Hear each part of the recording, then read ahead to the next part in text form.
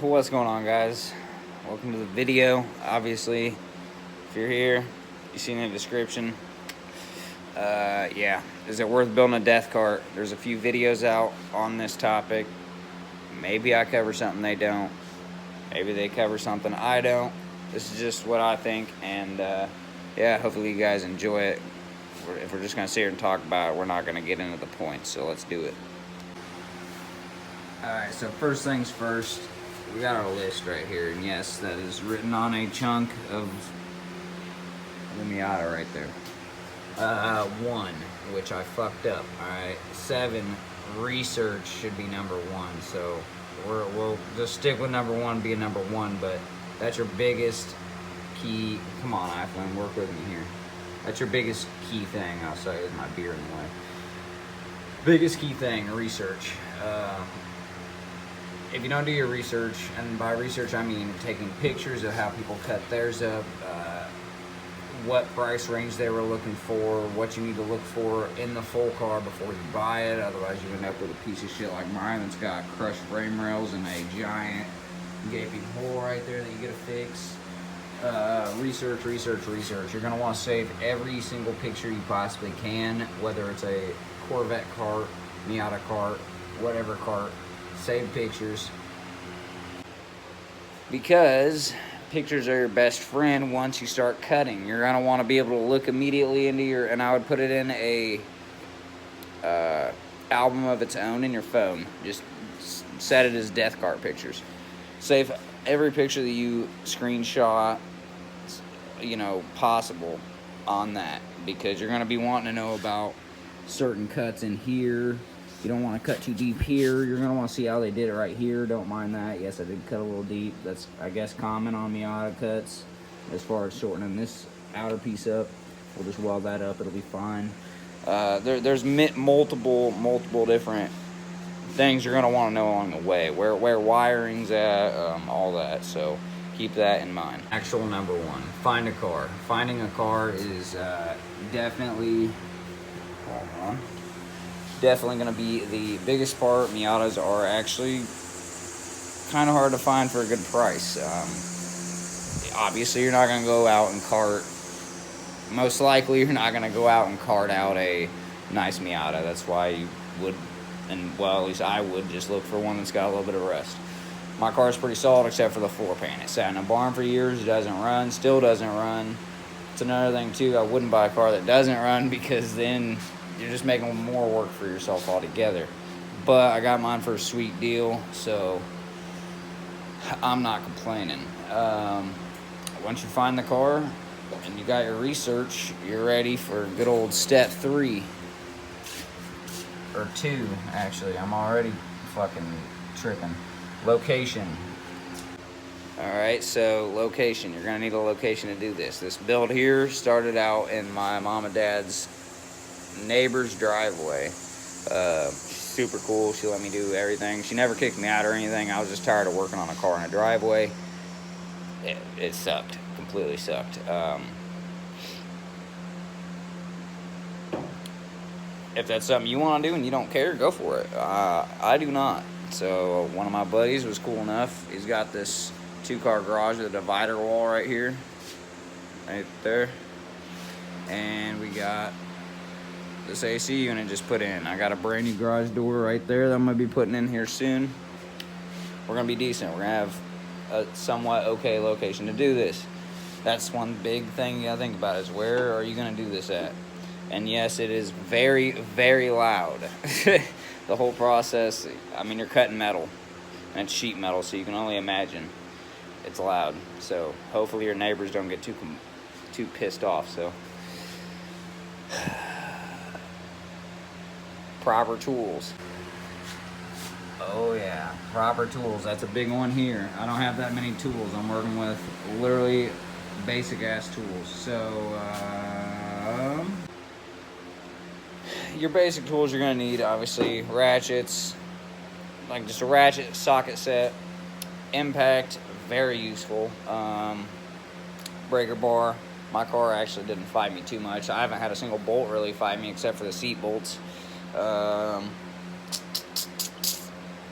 Basic tools, hammer, pry bar, socket set, impact, sawzall, angle grinder is your best friend, and any pneumatic cutting wheels are also awesome because there's some tight spots that you can't necessarily get a sawzall or a angle grinder into. Be prepared. Your first main cuts usually, I mean, it's up to you on what you use. I use a sawzall. Either way, you're about to go through about a good $50-$60 in sawzall blades and cut off wheels. So be prepared for that. That's going to be an instant one. We'll talk about that here very shortly. So let's go on to the next point. Obviously, drivability. So I've never driven a death car before, but I'm gonna just assume right now by just sitting in it and pushing it all the way from my house over here while sitting in it steering, drivability is definitely gonna be sick, in my opinion. I mean, it's a fucking go-kart, so why not? But yeah, let's be real. You're not gonna drive this thing in the rain. I mean, you might. I'm not. Fuck that.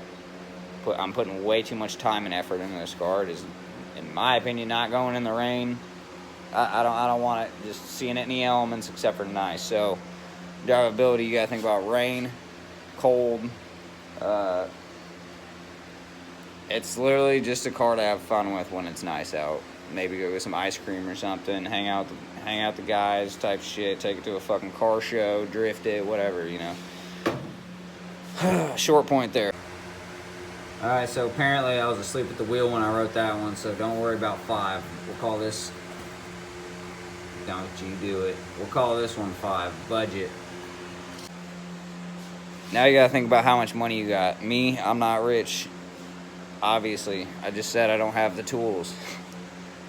I also don't have the skill.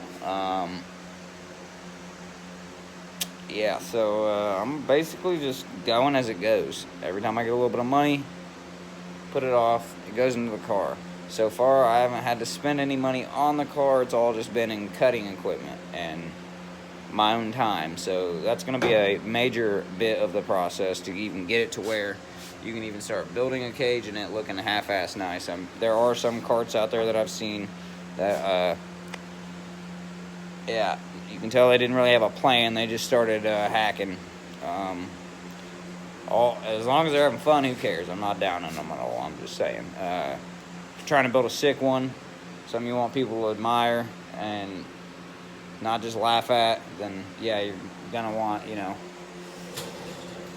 to take your time on that, and you're definitely gonna want money. So think about how much money you got to spend. It's a big point there. Another big point. I don't know.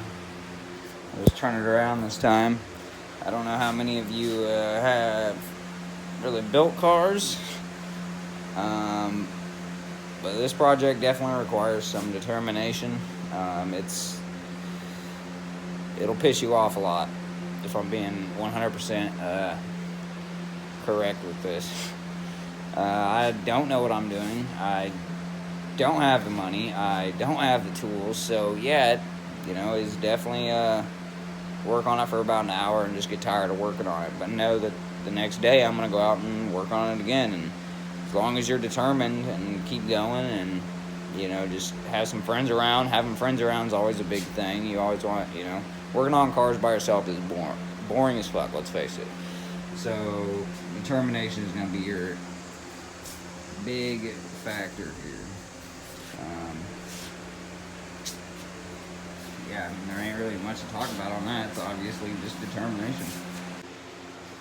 A few key points before we get to, is it worth it? Things we learned today. Well, hoses and plastic, there's supposed to be a reservoir here. Hoses and plastic and wire don't like direct sunlight. If they get enough of that, then you end up with a radiator that looks like that is literally chipping away. You end up with coating that you can barely even bend. You end up with, you know, this thing feels like it's about to break. It's okay though, because we're getting rid of it. Vacuum lines all over are completely toast. I might, hold on here. Oh yeah, That was supposed to be a spark plug wire. Well, guess where the rest of it's at? It's down on the head. Dry rot. Everything dry rots. Wiring, I mean, you can just tell by like how that paint's coming off, how these wires are, like everything in here dry rotted. That's a big thing you're gonna have to keep in consideration. You're probably gonna have to put a whole new harness. Like I'm buying a whole new harness for this most likely. I don't know yet. We'll find out once I get to the figuring out why it won't turn over. The motor does turn over. It's something wiring or I don't know yet. I haven't really looked into it too much. I know it turns over though. As far as putting a wrench on the crank, it spins. It seems like it has compression. If it doesn't, and I gotta swap the motor, like I said, I got a good deal on it. I don't really care. Let me think before I forget something. Oh yeah. Obviously, something you're going to want to think about is how you're going to design your cage. There are multiple different ways of doing it, and this is what I love about karts, because you don't have to work within a car, you can basically do whatever you want. For instance, I'm going to do my door bars out a little bit outside of the door jambs, about wheel width. So if I get tangled up in somebody else's wheels, they're technically just scraping along the bar to my rim and messing my rim up a little bit. They're not getting caught on my wheel that's sticking out. At least that's what I want to do as of now. Obviously plans change, but you're just gonna have to, like I said, do research and figure out what you like and what you don't like and go from there. So that's about all I got. I'll probably miss something. I might do another video on this a little bit more in depth. I just kind of came up with the idea to do this video. Number 9, is it worth it? Now, obviously this question is subjective. I mean, some of you are gonna be like, yeah, fuck that, and then some of you are gonna be like, all right, let's do it. Comes down to you. If you want to do it, do it. Don't. But if you do it, you're gonna love it. And once you get it down to the point where I got it, where it's almost ready to start caging, you're gonna really get that fucking feeling that it's coming soon, and you just know it's coming. And pretty good feeling, honestly. There was quite a few cuts that I was super nervous about, and you know, the best advice I can give you is once you got your full car sitting there, don't cut. This is a hump in here for the spare. Don't cut past it yet. I would stay out here. Don't cut from this seam. Measure from this seam to here with the frame still out here. From here to here, about 2 3/4 inches. You'll meet up with these two meeting pieces of metal. That's what you want. When you get in here, on your initial cuts, getting rid of body, do not go super close to any of this. You're keeping all this. I'm gonna leave my spot weld, pinch weld, whatever you want to call it. I'm gonna leave this. This is all getting trimmed off down along here. Just haven't gotten there yet. Like I said, be super careful around in here. Any questions, just comment down below. And another good source of information for any of you kart enthusiasts, definitely check out Miata Karts America on Miata Karts of America. It's not America, it's America. On Facebook. A lot of helpful information. Cool guys, very untoxic.